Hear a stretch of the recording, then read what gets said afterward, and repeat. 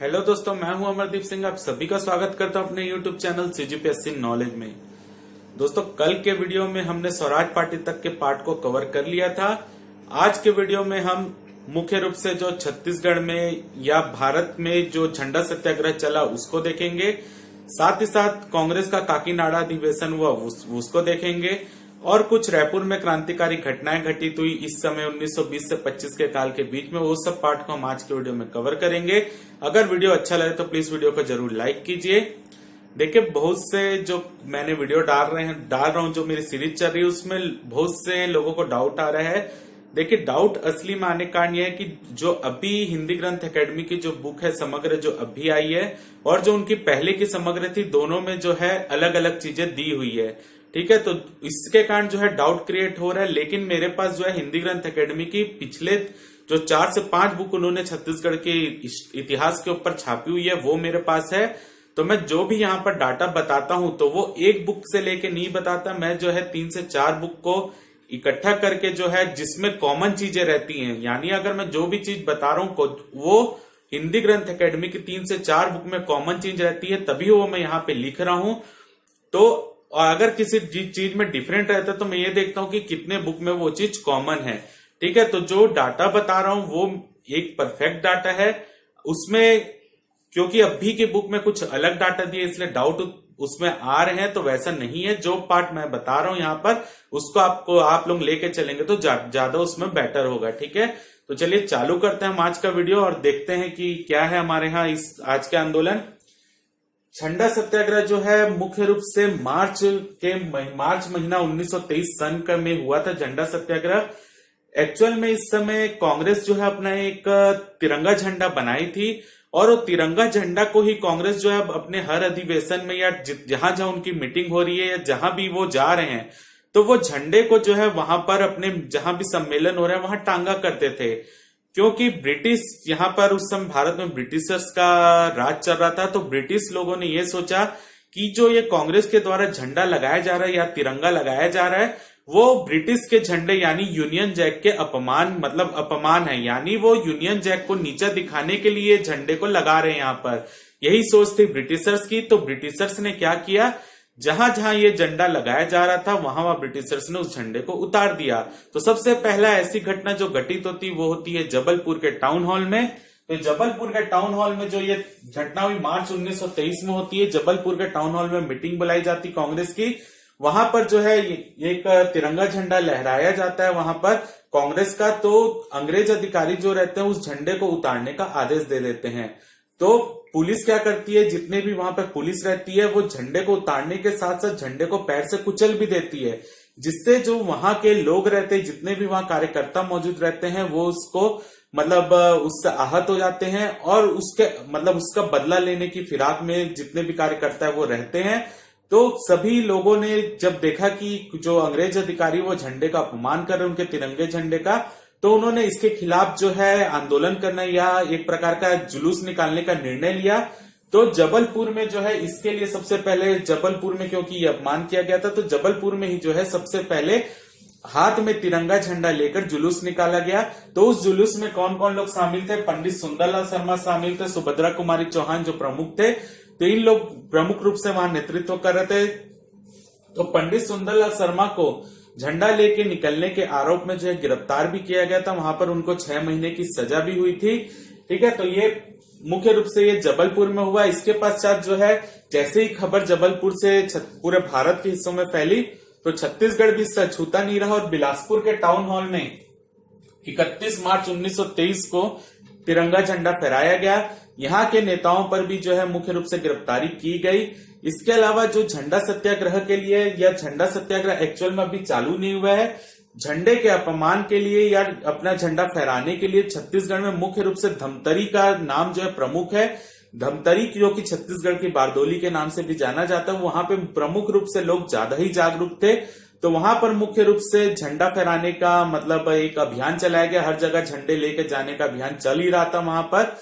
तो जब यहाँ पर लोगों की नेताओं को झंडा लेकर निकलने पर भी बैन लगा दिया गया था, उनको अंग्रेज अधिकारी गिरफ्तार कर ले रहे थे।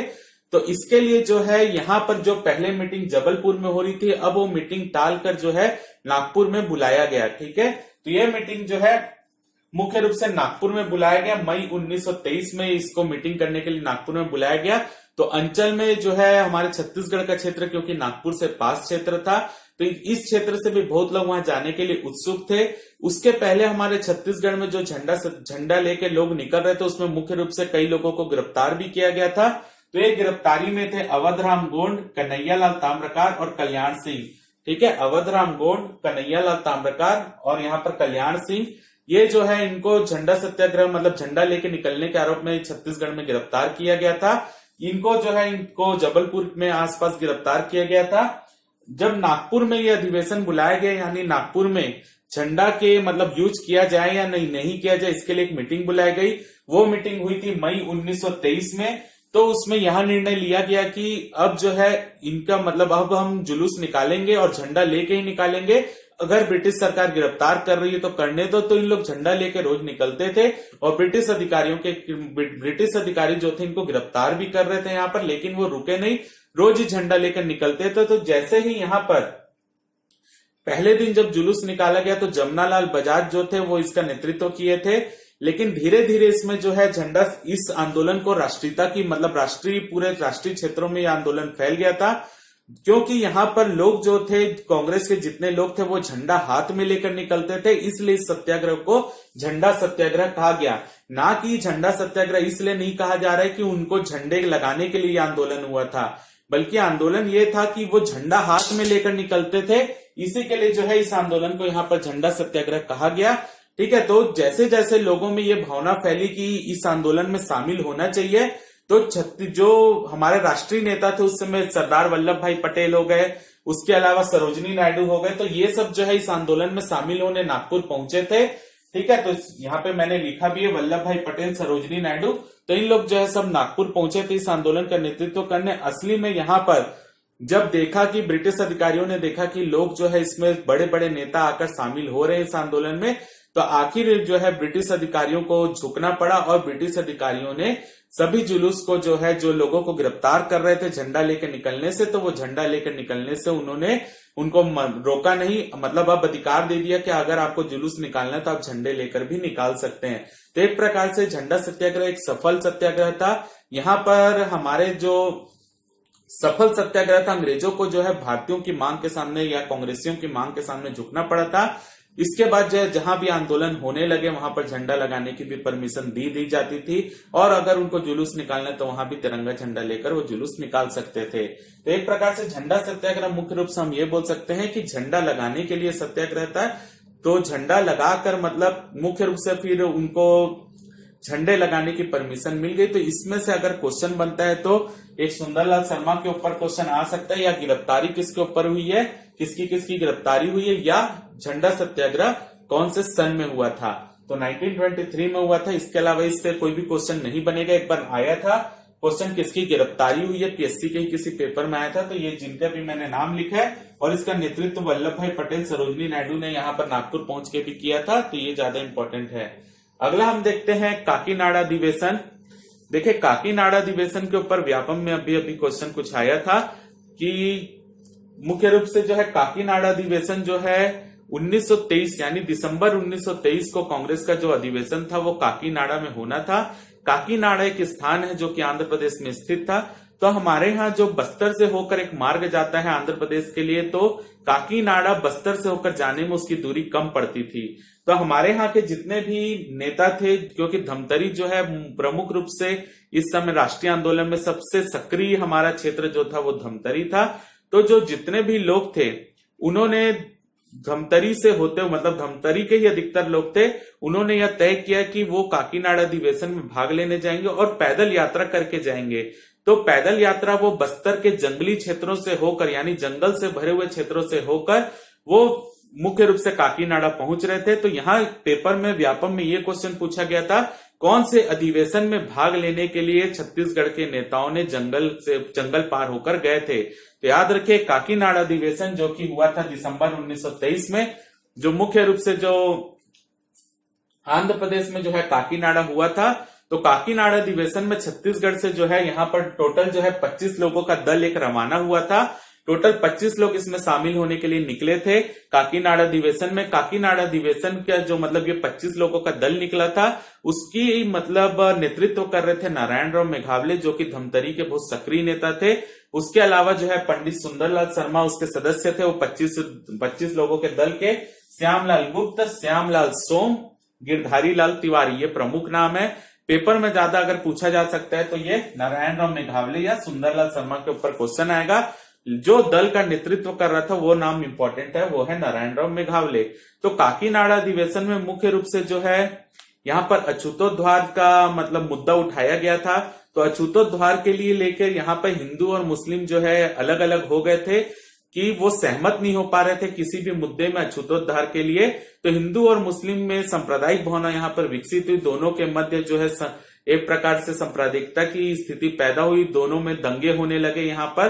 तो काकीनाड़ा अधिवेशन के पश्चात जो है, क्योंकि यहाँ पर हिंदू मुस्लिम दंगे भड़क गए थे इस अधिवेशन के बाद, तो हिंदू मुस्लिम दंगों को शांत करने के लिए गांधी जी ने यहाँ पर 21 दिनों का उपवास किया था। ठीक है, तो हिंदू मुस्लिम दंगे जो हुए थे वो काकीनाड़ा अधिवेशन के बाद हुए थे। अछूतोद्धार का मुद्दा यहाँ पर उठा था, अपने को इतना याद रखना है।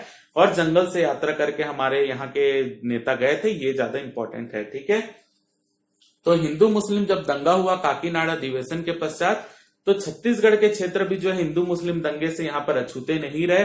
हिंदू मुस्लिम दंगा छत्तीसगढ़ के धमतरी में भी हुआ। एक्चुअल यहाँ पे हुआ ये था कि एक मस्जिद जो है वहां पे नमाज चल रही थी और सामने से किसी हिंदू की शादी हो रही थी, तो बैंड बाजा बजा के वहां से निकला जा रहा था। तो नमाज और बैंड बाजा एक साथ बजने के मतलब नमाज एक तरफ हो रही थी और दूसरी तरफ से वहां हल्ला हो रहा था, बैंड बाजा ले जाया जा रहा था। तो यहाँ पर हिंदू मुस्लिम आपस में भिड़ गए थे। तो पंडित सुंदरलाल शर्मा के मतलब समझाने पर यह मुद्दा शांत हुआ था। तो याद रखिए, पंडित सुंदरलाल शर्मा ने हिंदू मुस्लिम दंगा कहाँ हुआ था? धमतरी में हुआ था। ठीक है, जिसको पंडित सुंदरलाल शर्मा ने शांत करवाया था। ठीक है, इसके अलावा और कोई क्वेश्चन नहीं आ सकता इससे।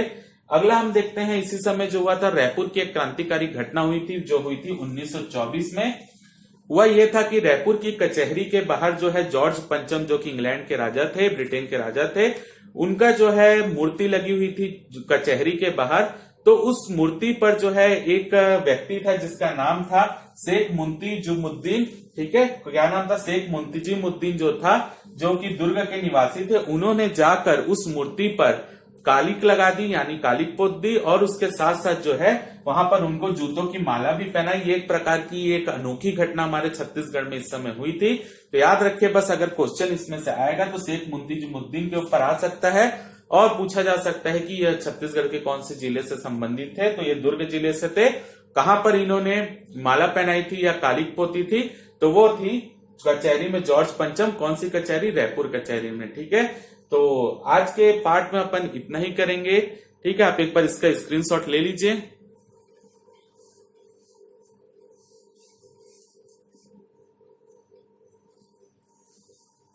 तो अपन जब कल के या हो सकता है तो रात के या अगर रात को नहीं डाल पाए तो सुबेरे के सुबेरे तो डाल ही दूंगा।